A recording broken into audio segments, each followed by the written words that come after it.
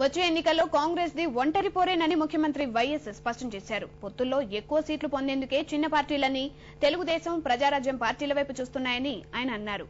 చేనేత కార్మికులకు పని కల్పించాల్సిన బాధ్యత ప్రభుత్వానిదేనని సీఎం పేర్కొన్నారు.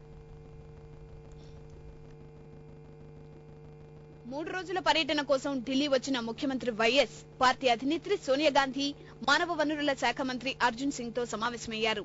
ఖమ్మం జిల్లాలో మైనింగ్ స్కూల్ ఏర్పాటుకు సత్వర చర్యలు తీసుకోవాలని ఆయన అర్జున్ సింగ్ ను కోరారు. పోలవరం ప్రాజెక్టు, తెలుగుగంగ కాల్వలకు సంబంధించి పర్యావరణ అనుమతుల విషయమై కేంద్ర అటవీ శాఖ మంత్రి నమో నారాయణతో భేటీ అయ్యారు.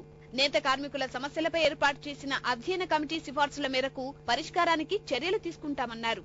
ప్రతి ఒక్క కార్మికునికి పని కల్పించాల్సిన బాధ్యత ప్రభుత్వానిదేనన్నారు. వారి సమస్యలపై అవగాహన లేకుండానే కొందరు మాట్లాడుతున్నారని, పరోక్షంగా చిరంజీవి గురించి అన్నారు. పోలేపల్లి సెజ్ విషయంలోనూ చిరు చేసిన వ్యాఖ్యలపై సీఎం సునిశ్చిత విమర్శ చేశారు. రౌడీలు, దళారులు అని ఏ ఒక్కరినైనా అతను అని ఉంటే మరో రాజకీయ నాయకుడినో లేకపోతే మరో ప్రభుత్వాన్నో అని, అది ఒక రాజకీయ నాయకుడి నోటి నుంచి రావాల్సిన పదం కాదది.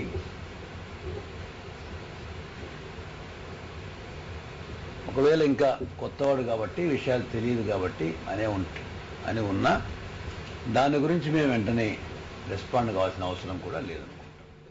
వచ్చే ఎన్నికల్లో కాంగ్రెస్ పార్టీ అన్ని స్థానాలకు పోటీ చేస్తుందని సీఎం వెల్లడించారు. ప్రాబ్లీ వాళ్ళు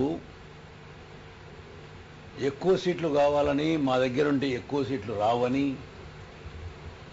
చిన్న చిన్న పార్టీలతో పోతే ఎక్కువ సీట్లు పోటీ చేయడానికి అవకాశాలు ఉంటాయనే ఆలోచనతో పోయినట్టు అనిపిస్తుంది నాకు. సపోజ్ తెలుగుదేశమో, చిరంజీవో ఇటువంటి వాళ్ళతో పోతే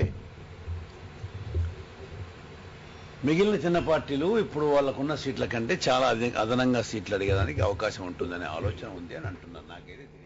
మెదక్లో ఐఐటీ శంకుస్థాపనకు పార్టీ అధినేత్రి సోనియా గాంధీని ఆహ్వానించినట్లు సీఎం చెప్పారు.